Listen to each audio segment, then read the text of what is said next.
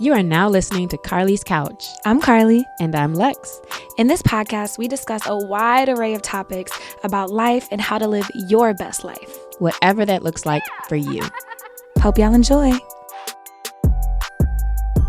In this episode of Carlie's Couch, we discuss how our businesses are evolving as we finish out the fourth quarter of the year and what we're looking forward to next year. Happy Monday or whatever day it is, y'all. Happy Halloween Eve. I hope you guys have enjoyed the weekend. I guess most people do Halloween stuff if it's in the week, like the weekend before. I don't know, whatever the closest weekend is, maybe. I don't know if you can see that, but the little white things. I hate that in dresses. Because it's like you don't need them unless if you have straps, you don't need that in your dress. But thank you. But yes, hope y'all had a good Halloween. No, not yet. They're I guess so. Kind of.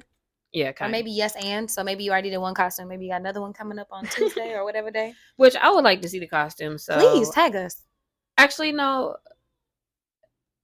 Well, I probably should take that out because people already like put up all their shit by now anyway. But I'll keep it moving. All right. So this week's question from the couch: in an alternate universe, what profession would you choose? And we got some pretty interesting answers. Yeah, it was a lot of good answers. The first one is what I would have did is archaeology. Somebody wanted to be an archaeologist. We had a couple people say like anthropologist, paleontology. So just interested in being outside and digging and exploring. When I was little, I used to want to be an archaeologist because of the mummy. Mm-hmm. I thought it was real cool. So shout out to that. This next one is right up my alley. Chef, also specifically a French pastry chef. Y'all my people? Yeah, we had somebody say they want to be a psychologist, somebody who said they want to be a sports or wildlife photographer, which that sounds pretty cool. Dancer, fighter, spy, investigator, assassin / hitman. Yeah, one of my girlfriends said she would be a firefighter. Somebody said esthetician. Then we have the medical, other medical folks, brain surgeon, pediatrician a couple times. And then someone said in the medical field, but do something where they don't have to come into contact with human fluids. Which is good luck. The medical field. Good luck. Yeah, because your body is fluid, so I don't know. Good luck with it. A few people said they would be a lawyer. We had an MLB player, a sommelier, a barber. I was surprised a couple people said a sommelier, which is kind of random, for a couple of people to think about like that. A couple of people also said pilots. One of my friends said a geisha, which is interesting. This next one is interesting. International vibe curator of exquisite dinners, galas, art, music, and oil energy tech tycoon. So basically an IG fronter. Somebody said a storm chaser, which no. A couple people said Formula One drivers, which no. We had a children's book illustrator, which I thought was cool. And then someone said no profession, no job. That's real, unless you're on the streets. Again. And then somebody said they would be a painter. Which you still might be on the streets, or a romance novel writer. Yeah, so those were interesting. Those were pretty creative. And I think it's so interesting how, like, if you could randomly do another job, a lot of time it's maybe something that maybe you've realized now you have more passion about, or something that as a child you had a lot of passion in. But also I don't think any of these are like things where it's like, oh, you should drop what you're doing to go do this. But for anybody who may have had that thought, then go for it. Why not? I was about to say, it made me think about something your dad said. He said that a lot of people always tell him, oh man, I wish I could play piano. And he's like, you're not dead. Right. So if this is really on your work, take your ass to barber school. You know what I'm saying? Like, go do that thing that you want to do. Work on that fade. Yeah, work on your romance novel with your other job. It works out. Yeah, that's not wrong. Not wrong. But those are pretty cool answers. So thank you for getting involved and participating. So as we end out October, which is the beginning of the fourth quarter of the year already. One of the things lately I've been thinking about, but not just because it's fourth quarter, but, I guess because it's like you can reflect on the things that have happened this year. It's starting to just think about like, all right, what's going to be a little different next year? What are some things that have happened this year that might, be evolving with work, etc. And like, what do I really want to do? Sometimes it's like, you're just thinking about like, this was cool. This was unexpected. Now, do I want that to be a part of my work or life moving forward? So that's kind of what I've been thinking about. And, we'll just talk about our experiences with that this year and kind of just encourage you to have that kind of conversation with yourself as well. Because I think the fourth quarter always people are like grind, grind, grind, do all these Mm-hmm. things. But I think we should reflect and also see, where life is heading. And again, is that something that I want to do? So we're gonna get to that. So Lexi, Mm-hmm. how has your business shifted this year so far? Some of the shifts that I've been seeing this year are more focused on working with individuals as opposed to the bigger organizations. But that was by fault of some of the organizational projects ending, and then the work that we started to bring up was people reaching out to us because they wanted to better understand what was going on with their social, so like give them an assessment, um, and or for people who wanted to formalize their brand and like more high profile individuals. So that was kind of a bit of a change because we'd had so many processes in place, but now it's a little different with working with an individual. And it's not our first one though, but we were able to kind of tighten up even more what that can look like with a high profile individual, as far as creating a strategy for them, what that looks like to maintain content for them. Did a lot more traveling this year for work, like with clients and with client events, and had to produce a lot more like live content in those types of situations. So that was one of the biggest shifts that I would say happened this year, and which kind of caused me to start thinking about, is that a direction that is that profitable for us, like the way Mm-hmm. we did it this year, and then B, is that something that would benefit us to do more of that same kind of work, and then C, like how can that, what we've been doing, how can that change or evolve to make sense if that was a direction that you want to go in.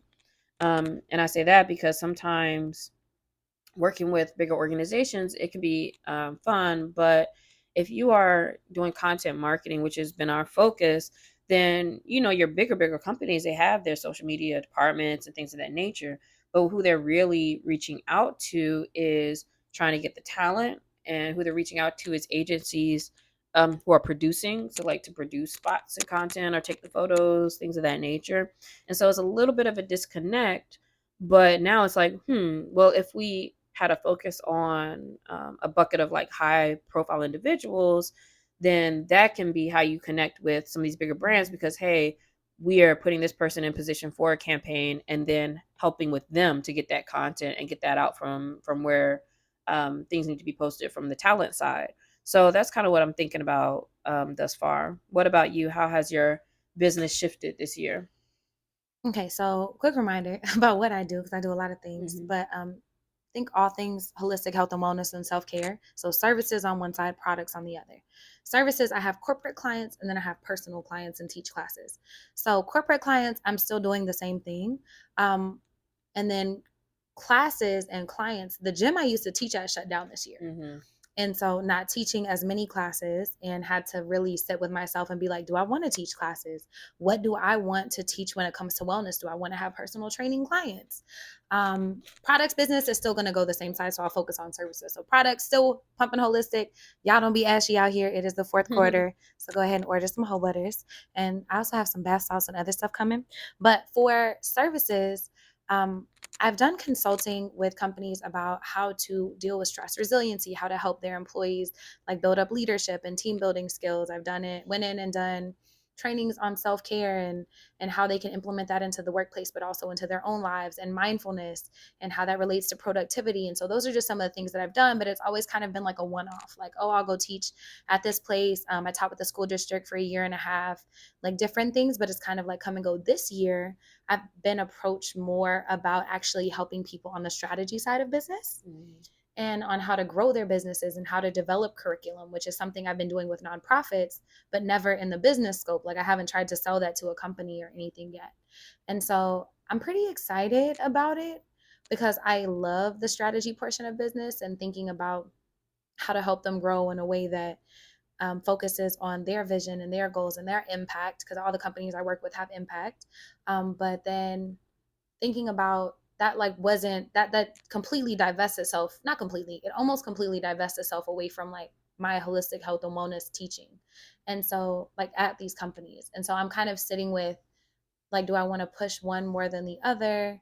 seeing how I enjoy projects and what I do actually like to do within the scope of strategy. Um, yeah, so that's kind of what I'm sitting with coming into this fourth quarter.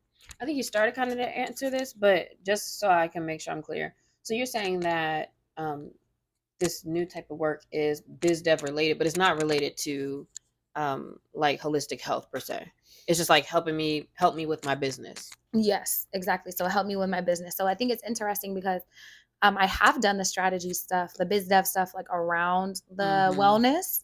But then the company was like, "Oh, but you also have MBA. You want to help us with this other Mm-hmm. strategy Mm-hmm. stuff too?" What type of company? Um, You know how to be super detailed, but yeah, like. no, it's actually so three. Well, one's a nonprofit. Mm-hmm. Another one is a like a community center type of business, and then one Mm-hmm. is like a shipping packing um place for other businesses. So you come in with your business. I could take holistic to them and just take all my products, and they would Mm-hmm. ship out my orders and do that stuff. Okay. Yeah, I was just wondering if there is a way that you could make almost like your niche be that it's a holistic approach to developing your business. If you kind of can marry like what your systems and your work looks like, because you're going to help businesses grow in a way that doesn't necessarily feel like inauthentic or hard, and it's good for everybody. So Mm-hmm. like maybe I don't know how small or big the businesses are, but maybe it's like, well, part of it is like you can assess their work, assess their team, how much do they love it, how do they operate, and like, okay, well, you guys are morning people, so this is what you do during this time, or like maybe you can help people grow and still like incorporate that, like that angle to it, like obviously incorporate that angle into it, so like people feel like, oh, this isn't forcing me to try to like get into some cookie cutter thing, but Mm-hmm. it's a real approach to it. I think there's such an opportunity for that. And I'm glad you said that because that is like, I'm trying to marry those sides of my brain Mhm. together in that because I've been in the other Mhm. one for so long. But I think they can exist. My little tagline I always say is I used to be an engineer in construction. Now I'm a life engineer. But what Mhm. does that look like to help people build businesses in that Mhm. way? And it's like that's probably already what you do anyway, because when you have a more holistic approach to things or think about different areas, not just like, okay, what numbers need to add up for money to come in. That's generally like how you approach things anyway. And similarly, so even with the work that we're doing with people, like they always talk about like, um, I really like working with you all because you treat me like a real person, or you understand or value and let me think about what I actually care about. Like you're not Mm-hmm. trying to force people to do a certain thing outside of their box. I had a conversation with a guy who works at a talent agency, and he was talking about how he's like, yeah, one of my clients, um, they hired somebody to like help them get content, but like they start putting up the TikToks that are trendy and stuff like, doing your makeup and telling a story. And he's like, but it's kind of starting to look goofy. Like it's not really representative anymore, et cetera, et cetera. And I was telling them like, yeah, that's why, we look at trends, but we're not led by trends as much as what makes sense about like where does this person want to go, what do they want, and actually creating content that brings more of those opportunities to you. And so I think it is very easy for a lot of folks to kind of just get caught up in a wave of everything else. And like, I feel like both of us in our work kind of remind people that like they can be them and just find out like what's the keys in them that kind of help them be successful themselves. Mm-hmm. Um, so that always just makes things feel easier too. Um, with you moving into some of that biz dev stuff, were you trying to do that, or did it just like happen? Um, and like, how do you feel about going that direction? Yeah. So I wasn't trying this year to do that. I had previously, and I had helped a couple like people or companies, but it just didn't continue after that. And I kind of follow like where the universe is kind of guiding me. Like this is Mhm. where the money is, this is where the projects are, where the people are coming from. But it kind of popped up from me doing what I was already doing in the holistic wellness space. And so I think it's cool that they trust me, that they're excited about my expertise. And I was laughing because they were like, "Yo, we tried to like get other people to do what you do, but they don't do it like you. And so we want Mhm. we want you to come in and do these things, and bring that to us." So I'm excited.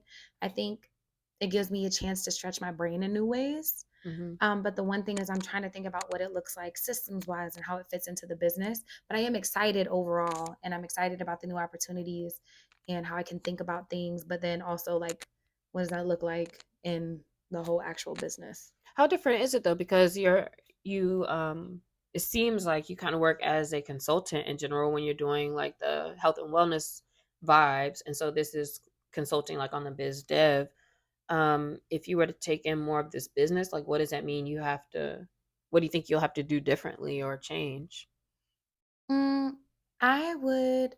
That's a good question. The difference, I think, is so I am a consultant for sure for holistic health and wellness. So yes, but um, instead of them telling me a problem and I come in like, okay, with the school district, it was like the teachers were burnt out and that was causing test scores to go down and the students weren't being participatory. The Mm-hmm. administration wasn't getting along. There was a bunch of things that they told me. I created a plan to help them do that. Now I'm going in and helping create the systems for them to even hire the people that they need for these places. And so it's like I'm more on the back end, I guess, instead of like after the problem. Like they know how they want to grow, they just don't know how to get there. So maybe I'm Mm-hmm. coming in a little bit earlier, and helping them build something before they like even get to the level where they would have the problem and then call Mm-hmm. me in. Okay, that makes sense. Um, and do you feel like it's work that you can still do on your own? Like, how do you feel this may change like you having a team or how you make moves like that? Yeah, so I this year was really cool. I felt very excited because it's the first year I was like really paying people consistently to come in and Mm-hmm. do like some consulting work and stuff with me. Like when I would get certain companies, I would be like, "Oh, I actually think this person is a better fit, and I Mm-hmm. want to get my friends paid who are doing great things in the community as well." So I've been hiring people, and I was really excited because I'm like, "Oh, this is an actual business when you're actually like paying folks." Mm-hmm. But I think if I were to take more biz dev, more strategy and development things, then I would probably have to hire more people to help me just do all of the things that I need to do. Mm. Okay, Like so all it's the back end work, all the systems, I would probably have to hire okay. people to help me do that.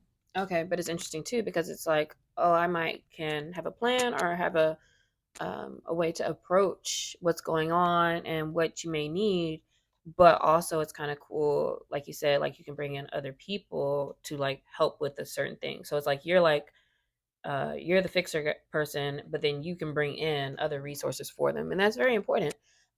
Similarly, I think for me, I wasn't planning to think this direction, and yet now I'm thinking about straight up management of like artist management, artist partnerships, thinking about friends who are like speakers, our composers, our artists, our actors, our book writers, and all of these different things. And people tend to ask me about that in the past. And I'm like, I'm not about to be working extra hard to like be responsible for like finding you gigs and finding you this and that. And yet, having a conversation with my business manager this past few weeks ago, one thing he's saying is like, well, you're kind of acting like a manager for our client. It's like, well, what you're doing is like, this is somebody who like trusts you. They're calling you and talking to you just about regular things or talking to you about things that's coming up. um they're trusting you. You're putting together the right people in place to help with certain things and bringing in PR. Oh, that's another thing too that I didn't even talk about. So definitely shifting into being able to provide PR, but only because it makes sense with a couple of our clients. It's like, okay, you guys are doing enough that it's like you will really benefit from that. And so bringing in some PR and gonna start to do some initial work with them to see how well we can fit and get things done together. But then even with that, that kind of strengthens us as well. So it almost sounds like I have an opportunity. I'm still not sure if this is completely where I want to go though, but I have an opportunity for our company to be a place that can do artist management, and that we can assess with them, like, what are you trying to do, what is the opportunities you're trying to get more of, assess a strategy and content plan for them, be able to create that content. We have so many different people, photographers and designers and all that, to create the content for them, and then to actually be doing some of that outreach PR and connecting dots, for some of these opportunities for them to actually get. So like that full circle, because everything is online now anyway, like a full circle of like, hey, putting out there what you want people to hit you up for. And if these are already people who have a very high audience, then it's really just one of those things where it's like you just got to talk about what you want and show what you want to do. And then it kind of just helps you propel forward in that space. So really just kind of helping put the pieces together similarly. And I really like that work. I think it's just a matter of like I'll need to do a little bit more relationship building with other folks, because even with this past project, like I've had to reach out to friends in different industries to ask questions and learn more, so I know like how I should assist this client with moving. And yet I also realize that sometimes being outside of the box of certain industries allows me to think differently, which is good too. And so you're not just doing the things the same way that everybody's been doing them. Mm-hmm. So I'm thinking about that being a direction to go in, mostly because there's now opportunity, like with this other guy I've been talking to who's a talent manager, of him saying like, hey, I have some people that it may benefit, like if I could send them your way. So I just got to think about if it makes sense, because working with individuals is always um, a lot lower like retainers, just because it's like you want to be able to maintain it. But then when they have these other things going on as a manager now, it's like, oh well, in the case of my client, we did a reel of them cooking something just at their house, and then Campbell's is like, oh, here's 100,000, come film something for like a social media type commercial. It's funny because now commercials aren't even for TV anymore. Or maybe it was like with on Hulu or something, right? But like a commercial thing. And it's like, okay, as a manager now, I would have got my, 15 to 20% of that. And so it's helpful to have this small like retainer to help with content, blah, blah, blah. But now we actually are doing our job. And if we are managing and getting opportunities, then that's a bigger chunk. Then that's how that can come in and it benefits everybody. So that's what I'm thinking about. And I think with that, it just matters about having the right type of clients, because, you can't really manage new people and think like you about to get a whole lot coming in. That's when it's a lot more Mm-hmm. hustle. But I know I have the networks and the ability to maybe pull in some interesting folks. So that's what I'm thinking about. And so I guess for this fourth quarter that we're coming Mhm. into, like what's your focus to get ready for that? I have just been studying. So I have been just doing like a lot of research. I've been starting to look up some other successful managers and listen to their interviews. And it's so funny because the other day I was just kind of looking up stuff and reading articles, because one of my hangups is like, oh, I don't know how to be a manager. But then as I'm reading these things, I'm like, oh, this is like how we move anyway. So Mm-hmm. then I stopped. I was like, let me stop listening to stuff and stop reading stuff. And then I literally just started researching like some opportunities specifically for a client that I wanted to figure out, and just like started doing it. Because right now, what I'm doing is just saying like, well, I'll think like a manager, because my clients already reached out and been like, well, let's talk about your goals. What are you trying to do? I don't, as things get bigger and bigger, I don't want you to feel left out or like you're not getting what you need out of it. And so now I'm prepared to the next time we have that conversation to be like, well, actually, this is what I want to do, and to see what that looks like to formalize. So right now I'm thinking in that way, and I am acting like a manager, and we'll see what happens with that and how I can transition it into really being the thing. That's exciting. I'm excited. Yeah, it sounds interesting, because I have a few people that I know are looking for opportunities, and I'm like, all right, I could just think like a manager with them. Like not even really trying to be it yet, but like just see what that feels like and looks like. Yeah, and maybe that will be a more interesting way to connect with a lot of these. Like I said, like if they got this Campbell's opportunity, and then it's like, okay, that's how you work with these bigger companies, through the talent side, instead of trying to be like, Campbell's, let me do a campaign for you. So I think that could be interesting. And it was good to have conversation with other people to let me know, like, I mean, that's what you're already doing. It's just, just look into it and just think about it. And so now that's just where I'm at. It's just kind of letting it marinate. Mhm. Okay. I'm excited to continue to hear this journey evolve. Congrats on all of that.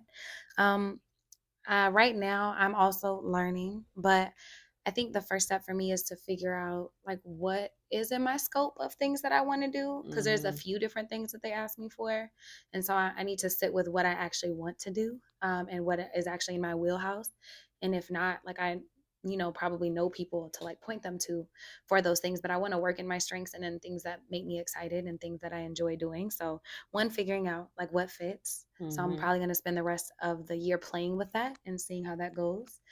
And then to thinking about what it would look like to take on more work of this and what my team would need to look like to be able to do this in the way that I want to.